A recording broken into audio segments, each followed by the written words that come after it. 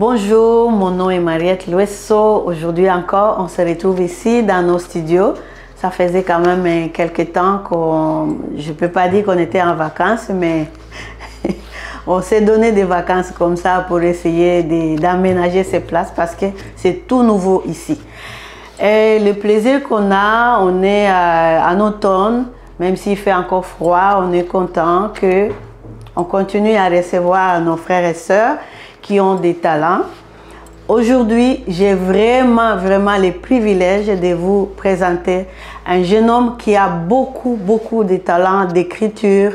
Il est journaliste, il a vraiment tout là. Aujourd'hui, ça va chauffer parce qu'il vous apporte vraiment des messages que vous allez aimer et vous allez apprécier.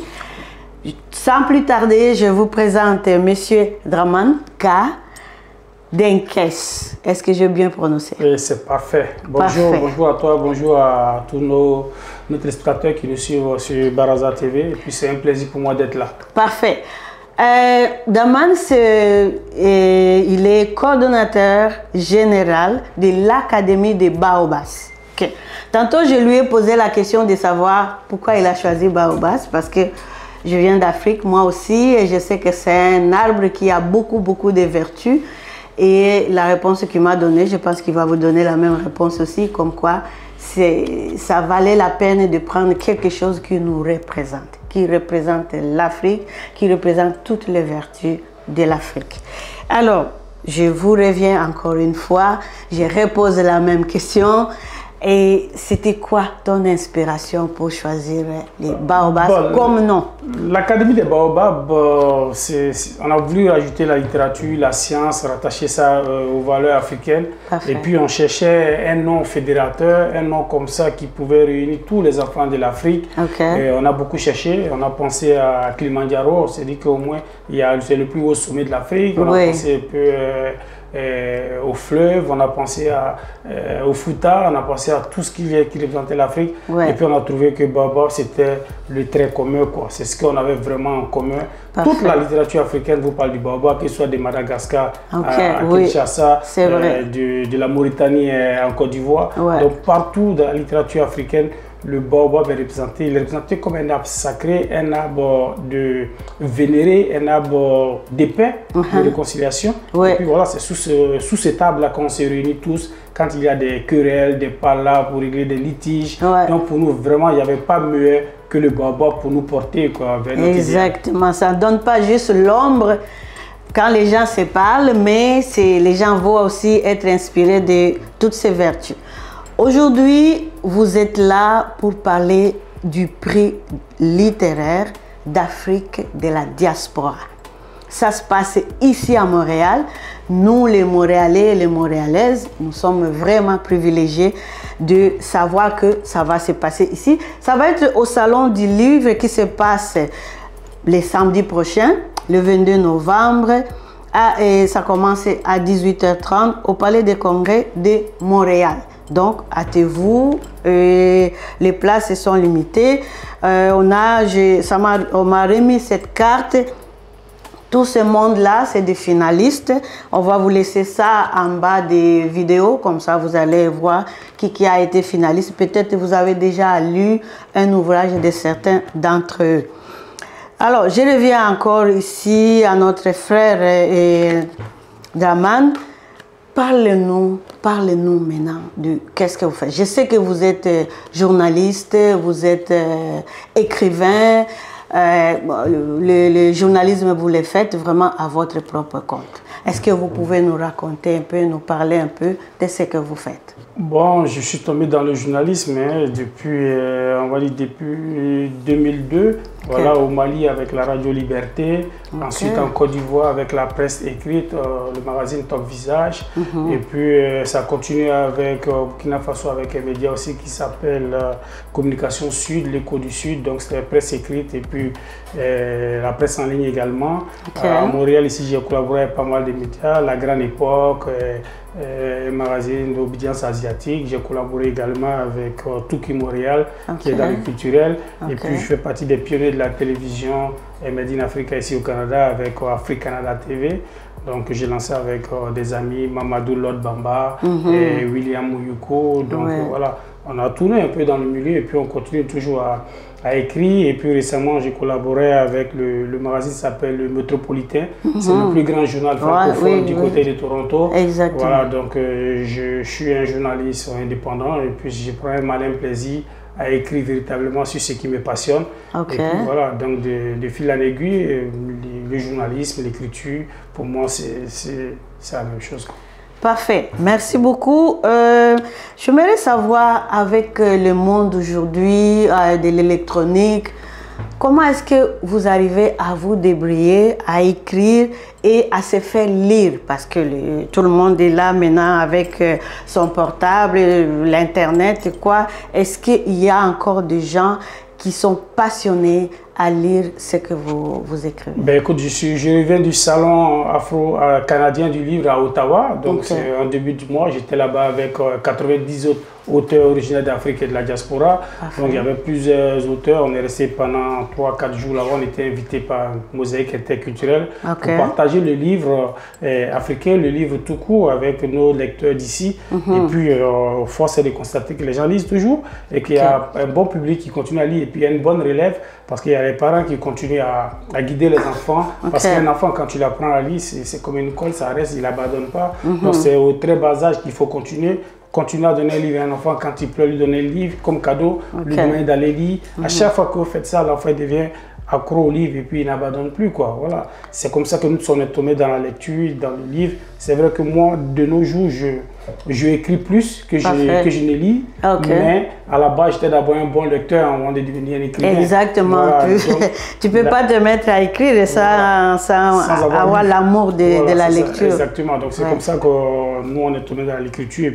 Mais je pense que votre question est très bonne, elle est pertinente parce que de plus en plus, il est de plus en plus difficile de garder les enfants au contact du livre. Avec la nouvelle technologie, les NTIC, c'est difficile. Mais en même temps, on essaie de joindre l'utile et l'agréable, de faire cohabiter ces deux-là parce que l'un ne doit pas exclure l'autre. Voilà, le but, c'est un enfant, il joue à la fois au football, il peut jouer aussi au basket, il peut aimer la danse, il peut aimer la musique. Donc, c'est pareil avec le livre. Il faut lui accorder un temps au livre, il faut accorder un temps aux outils technologiques. Voilà, donc c'est un ensemble. Donc permettre aux jeunes de lire parce que vous connaissez l'adage, quelqu'un qui a lu 1000 livres, c'est comme s'il avait fait 1000 destinations. Sans billet d'avion. Donc voilà, c'est ça la beauté de la lecture. On voyage, on traverse les continents, les pays, les villes sans jamais prendre l'avion ou les bus ou je ne sais pas quoi. Intéressant. Bon, tu as juste déjà souligné quelque chose de la question que j'allais poser après. Effectivement, je voulais savoir, comme parents, est-ce que tous les parents sont en train de concilier ça là, avec la technologie, l'électronique aujourd'hui et les enfants, leur donner l'amour à la lecture? Est-ce que les parents sont encore habilités à faire ça aujourd'hui? Tu as déjà donné une partie de la réponse, mais s'il y a peut-être à compléter un tout petit peu. Je pense que c'est le rôle des parents. Je pense que c'est le rôle des parents de donner les bases à un enfant. Un enfant, quand il commence à faire les 4 pas, les parents là pour le suivre, pour ne pas qu'il tombe. Donc c'est pareil avec l'éducation. Parce que dans mon village, on dit quand on élève un enfant, il ne faut pas se contenter simplement de nourrir son tube digestif, il faut nourrir sa matière grise. Donc quand tu veux que l'enfant soit bien formé, il faut lui donner les bases et puis les bases c'est la lecture. Donc être là à côté à chaque fois, le guider, faire les petits pas avec lui dans ce sens. C'est vrai, ça devient difficile, je ne blâme pas les parents du tout parce que nous-mêmes, on est aspirés par les outils technologiques en tant que parents. Donc, l'enfant a tendance à copier ce qu'ils font les parents. Voilà. Donc, si un parent arrive au moins à ouvrir un livre une fois par semaine, c'est sûr que ça va guider l'enfant. C'est comme la prière. Quand tu pries, l'enfant te regarde le papa et puis se dit, mais tiens, j'ai envie de prier aussi. Voilà. Donc, c'est une somme de valeurs comme ça qu'on doit transmettre à l'enfant. C'est pas évident avec la charge quotidienne, et notre prétention à courir, à gérer le quotidien. Ça fait qu'on oublie qu'il y a un enfant à côté de nous qui mérite attention, qui mérite suivi et puis voilà, qui mérite d'être guidé convenablement. Voilà. Exactement, parce qu'on dit, on ne transmet que ce qu'on a reçu. Absolument. Si un enfant a vu son père ou sa mère lire, ou ses aînés, c'est sûr que ça l'a incité aussi à faire la même chose. Donc, vous êtes à Montréal, et tel que vous avez cité tous les pays, surtout en Afrique de l'Ouest, si j'ai bien compris. C'est comme si vous avez fait tous ces tours-là, que vous les maîtrisez très bien. Et maintenant, c'est ici, en tant que diaspora, que vous faites ça, vous écrivez. Bon, aujourd'hui, non, c'est pas aujourd'hui, on va parler de ça aujourd'hui, mais les prix, en fait, ça va être le 22 novembre. Okay. Est-ce que vous pouvez nous parler un tout petit peu de cet événement? Le prix Baobab, c'est une initiative qui a été créée par des jeunes auteurs, des jeunes amoureux des esthètes, des amoureux des mots et des lettres. Ici au Canada, on est parti avec l'idée simple qu'il existe pas mal de prix, presque plus de 200 prix littéraires peut-être en France uniquement. Donc, mais tous ces prix-là, même quand il leur arrive de récompenser des romans africains, c'est toujours avec un regard occidental. Donc, c'est le regard du blanc qu'il pose sur le livre pour savoir s'il est bon ou n'est pas bon. Et puis, tiens, on s'est dit qu'en tant que membre de la diaspora, c'est important d'avoir un regard africain, un regard aussi de la diaspora sur le travail qui est fait par tous les auteurs d'Afrique et de la diaspora. Et pour nous, la diaspora, c'est vague. La diaspora, pour nous, ça part à Haïti, en Jamaïque, au Brésil, au Japon, partout où il y a quelqu'un qui se reconnaît une certaine africanité. Pour nous, il fait partie de notre diaspora. Donc, c'est pourquoi on est chanceux d'avoir autant d'auteurs. C'est tellement large, c'est étendu. C'est ça. Donc, quand on a reçu ce prix en 2021, on s'est dit, tiens, ce serait bon d'abord d'aller en Afrique, prendre la bénédiction des ancêtres là-bas, avant de ramener le prix ici. Donc, les Africains. Donc, en 2021, le prix est allé en Afrique, effectivement, en Côte d'Ivoire, à Abidjan. Et puis, voilà, ça s'est déroulé à la salle, prestigieuse salle Majestic, devant plus de 1000 amoureux du livre et tout ça, devant des auteurs brillants. Et puis, le premier gagnant, c'était M. Yasmina Kadra de l'Algérie, qui était le grand gagnant en 2022. Ensuite, on a eu, en 2021, pardon. Et puis ensuite, en 2022, on a eu Tierno Moné Nombo de la Guinée, qui a été le grand gagnant. Et ensuite, en 2023, on a eu Abdelaziz Baraka Sakin, qui nous vient du Soudan. C'est un arabophone, parce qu'il faut dire que la Guinée Baobab, nous, on étudie les œuvres de toutes les sensibilités, qu'elles soient en arabe, en anglais ou en français. Voilà. L'essentiel est de rapporter ça. C'est d'avoir de l'africanité et puis qu'on puisse voir la beauté de votre message. Exactement. Ça. Et puis ensuite, il y a eu aussi en 2024 Wole Soyinka du Nigeria qui a eu le Baobab du roman avec son tout dernier roman. Et puis Wole Soyinka, bon, qui ne le connaît pas, c'est quand même le grand prix, le prix Nobel de la littérature africaine quand même. Voilà, donc toutes ces personnalités-là à travers les maisons d'édition. Voilà, chaque année, on reçoit comme ça autour d'une quarantaine, cinquantaine de romans. Et puis le jury étudie cela. Et puis on arrive à déterminer un certain nombre de finalistes. Et puis ces finalistes, cette année, on en a 17. Et puis ces 17 romans vont concourir le 22, comme vous dites, le 22 novembre. Le samedi 22 novembre du côté du Palais des Congrès de Montréal, au Salon du Livre, à l'espace Radio-Canada, parce que cette année, on est en collaboration avec Radio-Canada qui nous permet de bénéficier de son espace et puis de remettre ces prix-là. Donc on attend pas mal de personnalités. On aura du beau monde, on aura des artistes aussi pour nous accompagner. On aura Adama Daou du Mali. Qui va être là avec au balafon pour nous. Ça, c'est la première fois dans les enceintes de Radio-Canada? Oui, absolument. C'est la première fois. Les années précédentes, nous étions du côté de la Maison de l'Afrique à Montréal. Et puis voilà, donc c'est là-bas que. Mais on est parti du constat que chaque année, à niveau de la Maison d'Afrique, puisqu'on le fait avec en marge du Salon du Livre, les écrivains, les auteurs et le public sont tiraillés entre être à la Maison de l'Afrique à l'est ou être au sud, au Palais des Congrès. Donc, il y avait une longue distance à faire avec les trafics, les embouteillages. On a décidé cette année de fédérer tout le monde au même endroit. Comme ça, on s'évite les embouteillages. On peut être en train de signer son livre. Dès qu'on finit la signature du livre, on est automatiquement à l'espace Radio-Canada. Donc, tous les auteurs vont être au même endroit. On a simplifié la vie à tout le monde. Donc, il n'y a pas d'excuse pour un écrivain, un auteur pour ne pas être présent. Voilà. Donc, c'est un peu ça le truc. Et puis, voilà, quand on a proposé l'idée au service, au marketing commercial et puis ça a été accordé. Voilà, ça a été un coup de cœur, ils ont sauté sur ce qu'on réalisait et puis voilà, puis on est content de les avoir avec nous, c'est une première expérience et puis on espère renouveler ça année après année et on s'est dit tant qu'il y aura des auteurs africains, tant qu'il y aura des écrivains, tant qu'il y aura l'amour du livre et puis la Canine de Baba sera toujours là pour priver ces personnes qui se battent pour transmettre le savoir made in Africa. Exactement. Ok, pour la jeunesse comme la vôtre ou les plus jeunes que vous, qui ont aussi cet amour d'écriture, d'écrire quelque chose, parce que Il y a beaucoup de personnes, ils ont des talents, mais qui sont comme endormis par peur ou par, je ne sais pas, manque de courage. Qu'est-ce que tu donnes, quel conseil que tu donnes aux plus jeunes ou aux autres, peut-être du même âge, même plus vieux que vous aussi, qui ont la même passion que vous, mais qui sont encore comme hésitants, endormis? Qu'est-ce qu'ils doivent faire pour réaliser des œuvres comme écrire quelque chose? L'écriture à la base, je pense que c'est d'abord une passion.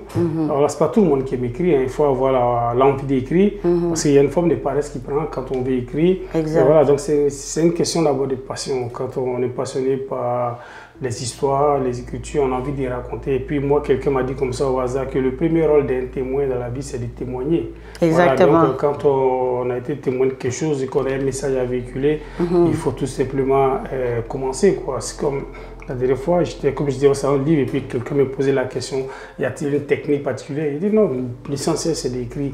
Écrivez comme vous le sentez, on aura tout le temps après de l'ajuster. Exactement. Voilà, de subdiviser, de corriger, Ouais. voilà, vous aurez tout le temps, et puis ça vient naturellement. La fin peut être le début peut être la fin. Voilà, l'essentiel c'est d'avoir cette passion d'écrire. Okay. Écrivez sans calculer. Peu importe comment vous écrivez, de gauche à droite, de droite à gauche, comme les Arabes, faites comme vous voulez. Ouais, il y en a qui vont comme ça. L'essentiel, c'est d'écrire. Pour commencer par la fin, pour commencer par le début. Voilà, l'essentiel, c'est d'écrire. Quand vous sentez que vous êtes à la fin, vous aurez tout le temps d'ajuster votre récit. Et puis voilà. Donc, pour moi, c'est d'abord il faut avoir la fibre, d'abord, il faut avoir la passion.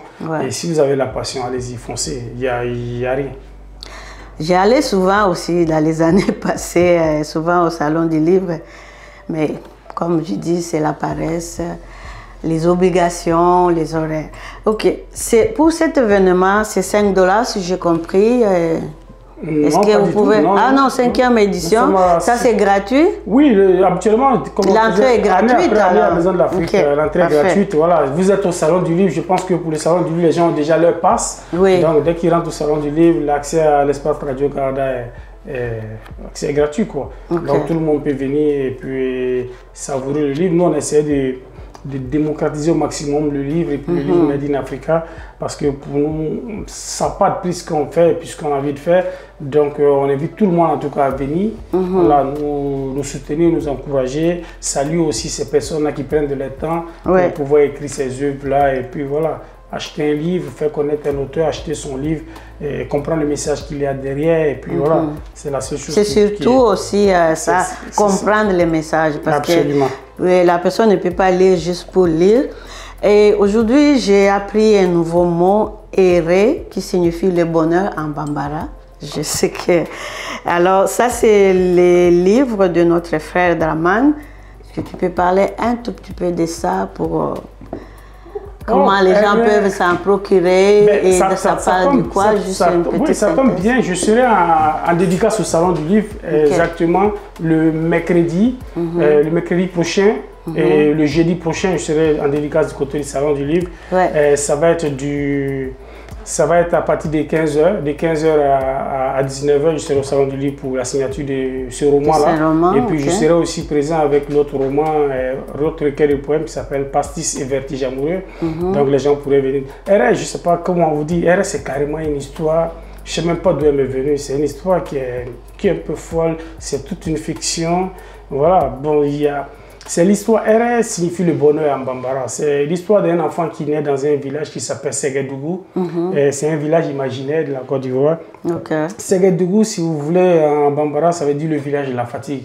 Donc c'est un village où les gens étaient beaucoup... Ça fatigue quoi là? Voilà, c'est un village où les gens étaient épuisés, ils vivaient les misères des cultivateurs. Et puis sa mère a eu du mal à l'enfanter, ça a pris beaucoup de temps, sa grossesse et tout. Et puis finalement, elle est venue comme sous une journée spéciale, pendant une saison spéciale, et puis l'enfant naît, et puis sous l'orage, et puis tous ces trucs-là, et puis on s'est dit que, tiens, c'est pas un enfant comme les autres, tu vois, RS, c'est un enfant peut-être spécial, et puis les parents décident comme ça de l'appeler RS, qui signifie le bonheur, parce qu'ils s'attendent avec sa venue au retour du bonheur. Voilà, mais les années passent, 8 ans, puis on se rend compte que RS est un enfant finalement comme les autres, et puis les parents continuent à vivre les misères des cultivateurs. Voilà, sauf que entre-temps, RS Et avec le temps, hérite d'une mission ancestrale, c'est celle de réunifier la mère patrie, parce qu'il se rend compte que si l'Afrique est tant divisée, si le continent est tant meurtri, si le continent souffre beaucoup, c'est parce que quelque part, il y a quelque chose qui a quitté le continent, et c'est ça qui fait que nous sommes encore dans cette misère-là. Donc, elle est venue pour réparer ce tort-là. Donc, on se rend compte qu'il y a 400 ans, et pendant la période de l'esclavage, il y a 3 morceaux de pierre qui symbolisaient l'Afrique, et que ces pierres ont disparu du continent. Donc il y a 2 pierres qui ont disparu du continent. Il y a une mais il reste juste hein? Donc elle a retiré d'une pierre, et donc lui, sa mission ancestrale, c'est de retrouver les 2 autres pierres qui ont été volées à l'Afrique il y a 400 ans. Donc il va se rendre partout en Europe, aux États-Unis, pour tenter de retrouver cette pierre-là, parce qu'il paraît que c'est un pouvoir très fort, un pouvoir d'hypnotisme, et que s'il réussit à réunifier la pièce, ça va ramener surtout la mère patrie de l'Afrique, ça va ramener toute la diaspora noire éparpillée à travers le monde. Et là, il faut l'aider voilà, à la recherche. Donc c'est ça la mission derrière, et puis voilà, et puis il aura le temps de grandir, de faire ses premières armes dans l'armée, et puis il sera bien aguerri, et puis il va se mettre dans la quête de sa mission. Je n'ai pas envie de vendre le punch, mais ceux qui liront le livre sauront ce qui se passe à la fin finalement. D'accord, donc il n'a pas encore retrouvé le bonheur, mais il est toujours en train de chercher. Il est sur le chemin du bonheur. Ah, lui-même, il est bonheur déjà. Absolument. Ok, maintenant, qu'est-ce que vous donnez maintenant comme conseil à tous nos publics? Pas juste africains, à toute la diaspora, à tout, même aux Blancs avec qui on vit, tout ça. Pas juste pour votre livre, mais pour la passion que vous avez, la passion d'écriture et la passion de la lecture. C'est quoi que... Donnez un peu de conseil aux gens. Le conseil principal que moi je leur donnerais, c'est de les inviter à venir le 22 novembre, parce que ça va être vraiment l'occasion d'échanger avec tous les auteurs qui seront sur place, l'occasion d'avoir des conseils plus directs avec tous ces auteurs qui vont être là, parce qu'il faut dire qu'on a 17 finalistes cette année, je vais quand même les nommer rapidement. On a La Lumière de Saint-Avold qui nous vient du Congo, Congo-Brazzaville. On a Nation Cannibale qui nous vient de la RDC, un roman de Jean Bofan. On a Jacaranda du Rwanda. On a La Route qui mène au pays du Nigeria. On a Benoît Blues du Togo. On a Ibn de l'Algérie. L'Ombre et la Proie de la Côte d'Ivoire. Le Testament de Charles du Cameroun. Les Traversées périlleuses du Miroir de l'Algérie. Malowoussou de la Côte d'Ivoire. J'emporterai le feu du Maroc. Aménoré de l'Algérie. Cœur d'amande de l'Algérie. Les jours d'après du Burkina Faso, Mawa de la Martinique, Enfermé dans le temps de la Côte d'Ivoire, et puis Les Enfants des ruines du Mali. Donc ce sont nos 17 finalistes, et puis certains d'entre eux seront là. Donc ce sera l'occasion aussi de venir et puis voir tous ces beaux mondes-là, voir tous les auteurs canadiens qui seront sur place, mais qui sont de la diaspora. Donc on a quand même une bonne brochette d'auteurs du Canada. Voilà, parfait. On rappelle que c'est gratuit, l'entrée est gratuite. Venez nombreux parce que vous allez découvrir de bonnes choses. Vous allez découvrir les auteurs et différents auteurs, surtout les finalistes, bien sûr, vont être là. Mais il y aura d'autres personnes qui n'ont pas été citées parmi la liste des finalistes, mais qui sont là, des grands écrivains aussi. Et bon, on approche de la fin. Qu'est-ce que vous nous donnez comme mot de la fin? Ben, le mot de la fin, c'est merci. Merci à Baraza TV de nous inviter, de nous recevoir, de nous permettre aussi de parler avec le monde, les gens d'ici, les gens d'ailleurs également. Ça nous permet de toucher la diaspora ou partout où elle se trouve. Donc on est content d'être là. Merci de nous avoir invités et puis on se donne rendez-vous très bientôt du côté du Palais des Congrès de Montréal, au Salon du Livre, à l'Espace Radio-Canada. Parfait. Avant de conclure, est-ce que vous avez des questions? Parce que c'est moi qui posais des questions, mais avez-vous des questions? Ouais, est-ce que vous serez au Salon du Livre avec nous?